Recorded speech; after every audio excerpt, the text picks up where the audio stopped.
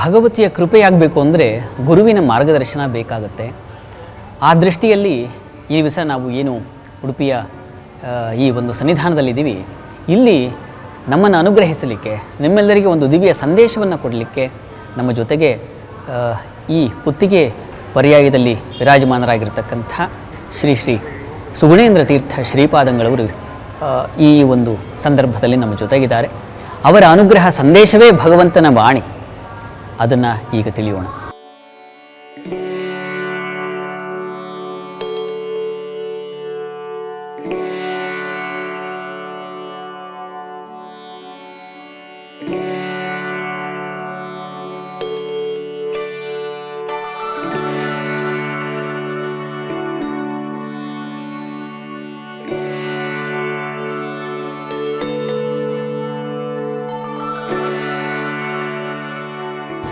ಉಡುಪಿ ಶ್ರೀಕೃಷ್ಣ ಮುಖ್ಯಪ್ರಾಣದೇವರ ಸನ್ನಿಧಾನದಲ್ಲಿ ವರಮಹಾಲಕ್ಷ್ಮಿ ವ್ರತದ ಈ ಒಂದು ಪರ್ವ ದಿವಸದಂದು ಎಲ್ಲ ಭಕ್ತರು ಸೇರಿ ವಿಶೇಷ ಪೂಜೆಯನ್ನು ಸಮರ್ಪಣೆ ಮಾಡ್ತಾ ಇರೋದು ಇದು ಅತ್ಯಂತ ಸಂತೋಷದಾಯಕವಾಗಿದೆ.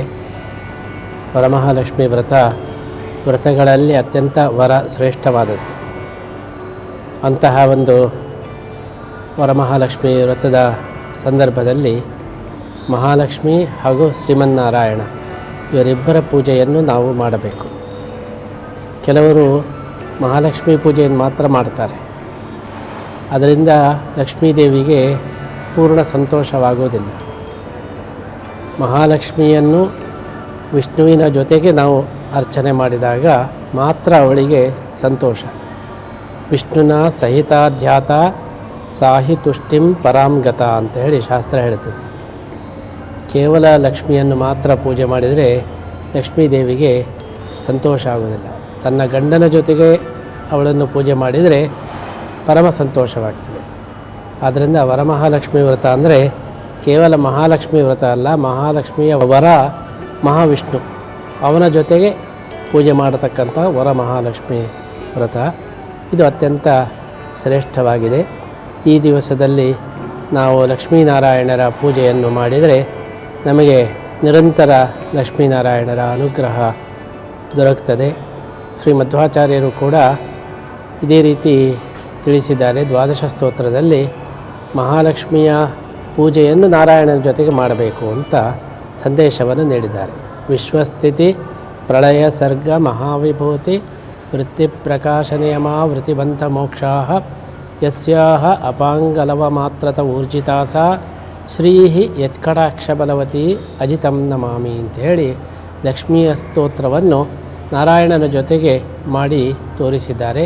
ಆ ಪ್ರಕಾರ ನಾವೆಲ್ಲರೂ ಕೂಡ ಮಹಾಲಕ್ಷ್ಮಿಯನ್ನು ಮಹಾವಿಷ್ಣುವನ್ನು ಜೊತೆಯಾಗಿ ಇವತ್ತು ಪೂಜೆ ಮಾಡುವ ಮೂಲಕ ನಾವು ವರ ಮಹಾಲಕ್ಷ್ಮಿಯ ಅನುಗ್ರಹವನ್ನು ಪಡೆಯೋಣ.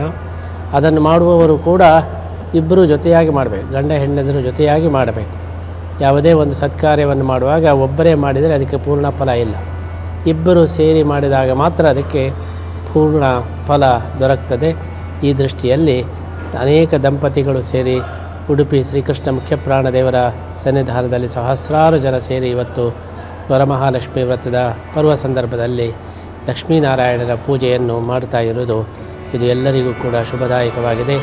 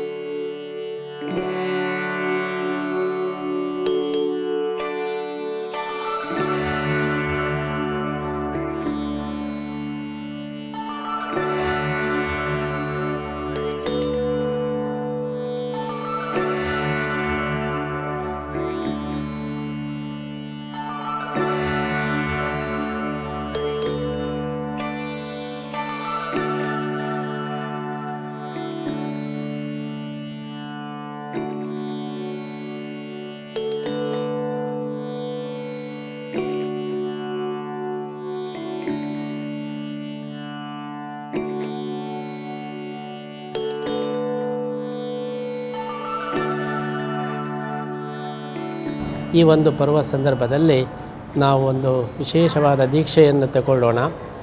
ಕೃಷ್ಣನ ಸನ್ನಿಧಾನದಲ್ಲಿ ನಮ್ಮ ವಿಶ್ವಗೀತಾ ಪರ್ಯಾಯ ಚತುರ್ಥ ಪರ್ಯಾಯ ಈಗ ನಡೀತಾ ಇದೆ. ಈ ಪರ್ಯಾಯದ ಒಂದು ಕೊನೆಯ ಸಂದರ್ಭದಲ್ಲಿ ನಾವು ಈ ಕೋಟಿ ಗೀತಾ ಲೇಖನ ಯಜ್ಞವನ್ನು ಕೃಷ್ಣನಿಗೆ ಸಮರ್ಪಣೆ ಮಾಡಬೇಕು ಅಂತ ಸಂಕಲ್ಪ ಮಾಡಿದ್ದೇವೆ. 1 ಕೋಟಿ ಜನರಿಂದ ಭಗವದ್ಗೀತೆಯನ್ನು ಬರೆಸಿ ಶ್ರೀಕೃಷ್ಣನಿಗೆ ಸಮರ್ಪಣೆ ಮಾಡಬೇಕು. ಕೃಷ್ಣ ಗೀತೆಯಲ್ಲಿ ಸ್ಪಷ್ಟವಾಗಿ ಹೇಳಿದ್ದಾನೆ, ಯಾರು ನನ್ನ ಭಗವದ್ಗೀತೆಯನ್ನು ಓದ್ತಾರೆ, ಬರೀತಾರೆ, ಅವರನ್ನು ನಾನು ನನ್ನ ವಿಶೇಷ ಭಕ್ತ ಎಂಬುದಾಗಿ ನಾನು ಪರಿಗಣನೆ ಮಾಡ್ತೇನೆ. ಅಧ್ಯೇಶ್ಯತೆ ಚ ಇಮಂ ಧರ್ಮ್ಯಂ ಸಂವಾದಮಾವಯೋ ಜ್ಞಾನಯಜ್ಞೇನ ತೇನಾಹಂ ಇಷ್ಟಸ್ಯಾಮಿತಿ ಮೇ ಮತಿ ನ ಚ ತಸ್ಮಾನ್ ಮನುಷ್ಯೇಷು ಕಶ್ಚಿನ್ಮೇ ಪ್ರಿಯಕೃತ್ತಮಃ ಅಂತ ಹೇಳಿ ಕೃಷ್ಣ ಸ್ಪಷ್ಟವಾಗಿ ಹೇಳಿದ್ದಾನೆ. ಯಾರು ಭಗವದ್ಗೀತೆಯನ್ನು ಓದ್ತಾರೋ ಬರೀತಾರೋ ಅವರಕ್ಕಿಂತ ಆಪ್ತರಾದ ಭಕ್ತರೇ ನನಗೆ ಇಲ್ಲ, ಅವರೇ ನನಗೆ ಪರಮ ಆಪ್ತರು ಅಂತ ಹೇಳಿ ಕೃಷ್ಣನೇ ಘೋಷಣೆ ಮಾಡಿದ್ದಾನೆ.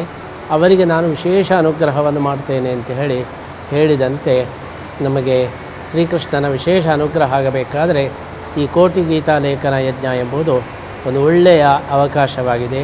ಈ ಒಂದು ಸುವರ್ಣ ಅವಕಾಶವನ್ನು ಎಲ್ಲ ಭಕ್ತರು ಕೂಡ ಇದನ್ನು ಉಪಯೋಗಿಸಬೇಕು. ಗೀತಾಚಾರ್ಯನ ವಿಶೇಷ ಅನುಗ್ರಹದ ಜೊತೆಗೆ ಭಗವದ್ಗೀತೆಯ ಸಂದೇಶವನ್ನು ಕೂಡ ನಾವು ತಿಳಿದ ಹಾಗಾಗ್ತದೆ, ಭಗವದ್ಗೀತೆಯ ಪರಿಚಯವನ್ನು ಕೂಡ ಮಾಡಿದ ಹಾಗಾಗ್ತದೆ. ನಮ್ಮ ಸನಾತನ ಧರ್ಮ ರಕ್ಷಣೆಗೆ ನಾವು ಗೀತೆಯ ಮೂಲಕ ಪ್ರಯತ್ನವನ್ನು ಮಾಡಿದರೆ ಮುಂದಿನ ಪೀಳಿಗೆಗೂ ಕೂಡ ಸನಾತನ ಧರ್ಮದ ಬಗ್ಗೆ ಒಂದು ಶ್ರದ್ಧೆ ಮೂಡಲಿಕ್ಕೆ ಸಾಧ್ಯ ಇದೆ.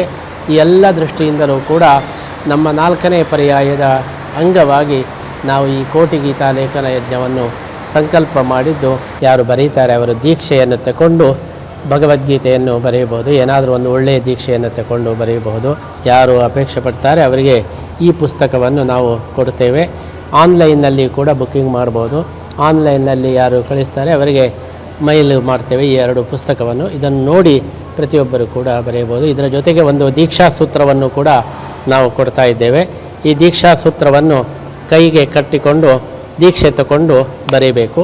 ಆಮೇಲೆ ಪುಸ್ತಕ ಸಮರ್ಪಣೆ ಆದಮೇಲೆ ಈ ದೀಕ್ಷಾ ಸೂತ್ರವನ್ನು ನಾವು ವಿಸರ್ಜನೆ ಮಾಡ್ಬೋದು ಮತ್ತು ಅದನ್ನು ಪೂಜಾ ಕೋಣೆಯಲ್ಲಿ ಇಡಬಹುದು. ಈ ರೀತಿ ಇದೊಂದು ಯಜ್ಞದ ರೂಪದಲ್ಲಿ, ಈ ಲೇಖನ ಯಜ್ಞದ ರೂಪದಲ್ಲಿ ಈ ಒಂದು ಸತ್ಕಾರ್ಯವನ್ನು ಮಾಡಬೇಕು ಅಂತ ನಮ್ಮ ಸಂಕಲ್ಪವಾಗಿದ್ದು, ವೀಕ್ಷಕರೆಲ್ಲ ಈ ವರಮಹಾಲಕ್ಷ್ಮಿ ವ್ರತದ ಪರ್ವ ಸಂದರ್ಭದಲ್ಲಿ ಈ ಒಂದು ದೀಕ್ಷೆಯನ್ನು ತಗೊಳ್ಬೇಕು. ಇದಕ್ಕೆ ಸಂಪರ್ಕಿಸಲಿಕ್ಕೆ ಬೇಕಾದ ಮಾಹಿತಿಯನ್ನು ಈ ಪುಸ್ತಕದಲ್ಲಿ ನಾವು ನೀಡಿದ್ದೇವೆ. QR ಕೋಡ್ ಮುಖಾಂತರ ಕೂಡ ಸಂಪರ್ಕಿಸಬಹುದು. ನಿಮಗೆ ಅಂಚೆಯ ಮೂಲಕ ಪುಸ್ತಕವನ್ನು ಕೂಡ ಕಳುಹಿಸಲಿಕ್ಕೆ ಸಾಧ್ಯವಾಗ್ತದೆ. ಇಂತಹ ಒಂದು ಅಪೂರ್ವವಾದಂತಹ ಸುವರ್ಣ ಅವಕಾಶವನ್ನು ವರಮಹಾಲಕ್ಷ್ಮಿ ವ್ರತದ ಈ ಸಂದರ್ಭದಲ್ಲಿ ಎಲ್ಲ ಭಕ್ತರು ಕೂಡ ಉಪಯೋಗಿಸಿಕೊಂಡು ಪರ್ವ ದಿವಸದಲ್ಲಿ ನಾವು ಪ್ರಾರಂಭ ಮಾಡಿದ್ದರಿಂದ ನಮಗೆ ಪರ್ವತದಷ್ಟು ಫಲ ನಮಗೆ ಬರಲಿಕ್ಕೆ ಸಾಧ್ಯವಿದೆ. ಇಂತಹ ಒಂದು ಶ್ರೇಷ್ಠ ದಿವಸದಲ್ಲಿ ಈ ಒಂದು ಸಂಕಲ್ಪವನ್ನು ಎಲ್ಲ ಭಕ್ತರು ಕೂಡ ಮಾಡಬೇಕು. ಕಾರ್ಯಕ್ರಮಕ್ಕೆ ನಾವು ವಿಶೇಷವಾದಂತಹ ಒಂದು ಶುಭಾಶಯವನ್ನು ಕೂಡ ಹೇಳ್ತಾ ಎಲ್ಲ ಭಕ್ತರಿಗೂ ಒಳ್ಳೆಯದಾಗಲಿ ಅಂತೇಳಿ ಪರ್ವ ಸಂದರ್ಭದಲ್ಲಿ ನಾವು ಪ್ರಾರ್ಥನೆ ಮಾಡ್ತಾ ಇದ್ದೀವಿ.